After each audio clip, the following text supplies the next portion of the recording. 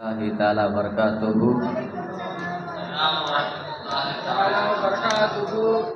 نحمده ونصلي على رسول الكريم أما بعد فقد قال الله تعالى في القرآن العظيم والفرقان المجيد بعد أعوذ بالله من الشيطان الرجيم بسم الله الرحمن الرحيم إن الله وملائكته يصلون على النبي يا أيها الذين آمنوا صلوا عليه وسلموا تسليما اللهم صل على سيدنا محمد وعلى آل سيدنا محمد وبارك وسلم عليه.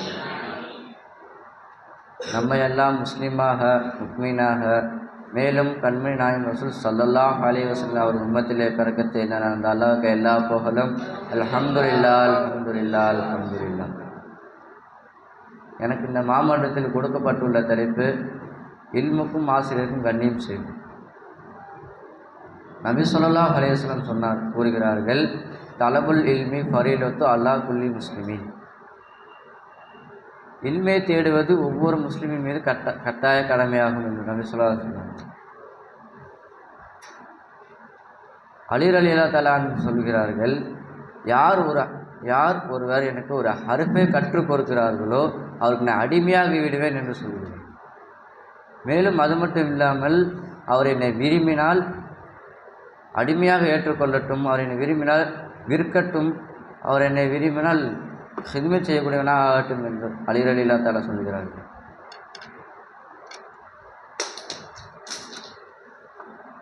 ஷேகுல் இஸ்லாம் புர்ஹானுதீன் அவர்கள் ஒரு நிகழ்வை காட்டுகிறார்கள்.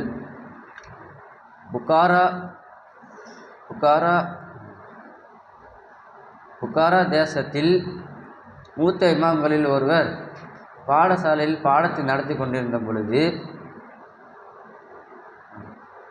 அவர்களுடைய உஸ்தாதுடைய மகன்கள் அந்த பாடசாலையில் சிறுவர்களோடு விளையாண்டு கொண்டு சென்றிருந்தார்கள். அப்போது அவர் எழுந்து நின்றார். மாணவர் கேட்கிறார்கள், ஏன் நீங்கள் எழுந்து நின்றீர்கள் கேட்கும் பொழுது அவர் சொல்லுகிறார், என்னுடைய உஸ்தாத் அவர்களுடைய மகன்கள் பாடசாலையில் பாடத்தை நடத்தி கொண்டிருந்த பொழுது சிறுவர்களுடன் விளையாடு கொண்டு இருந்து போயிருந்தார்கள். என்னுடைய உஸ்தாதுக்கு கண்ணியம் செய்வது முகமாக தான் நான் அவர்களுக்கு கண்ணியம் செய்வதை எழுந்தி நின்றேன் என்று சொன்னார்.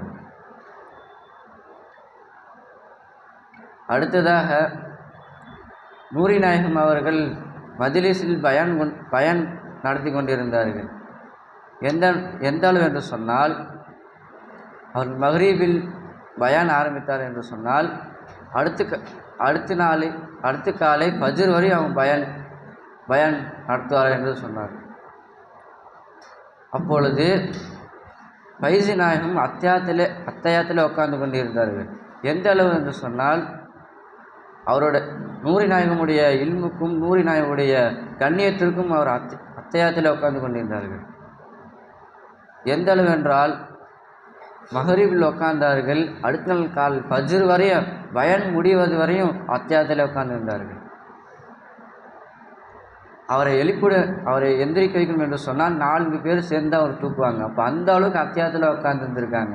நம்மளாக இருந்தால் சமன்கள் போட்டுக்கிட்டு ஒரு 10 நிமிஷம் இல்லை 15 நிமிஷம் அத்தியாயத்தில் உட்காந்துருப்போம்.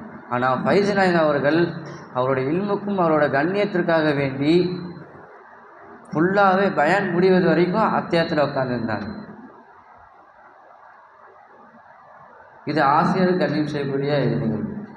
கித்தாப் கண்ணியம் செய்யக்கூடிய நிகழ்வு என்ன அப்படி என்று சொன்னால், ஷேகுல் இமாம் ஷம்சுல்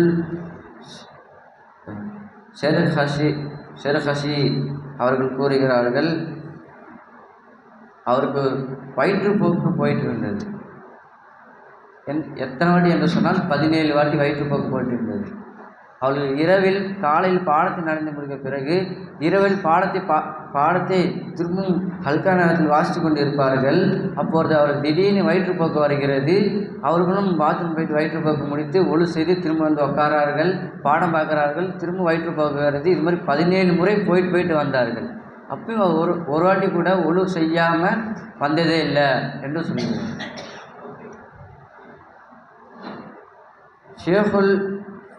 ஷேகுல் ஷம்சுல்லி இம்மத்தில் ஹல்வானி அவர் ரஹ்மத்துல்லாஹி அலைஹி அவர்கள் சொல்கிறார்கள், சுத்தம் இல்லாமல் ஒரு பேப்பரை கூட தொட மாட்டேன் என்று சொல்கிறார்.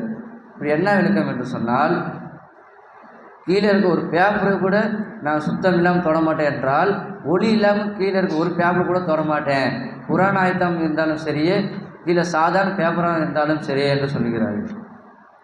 அப்போ எல்லா பேப்பரும் அவர் ஒளி இல்லாமல் தொட்டதே இல்லை என்று சொல்கிறார்கள்.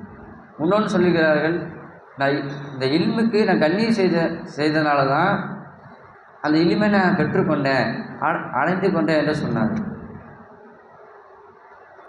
ஆகவே அல்லாஹ் தஆலா உங்களையும் இல்முக்கும் ஆசிரியருக்கும் கண்ணீர் செய்யக்கூடியவனாக ஆக்கி அருள் புரிவானே.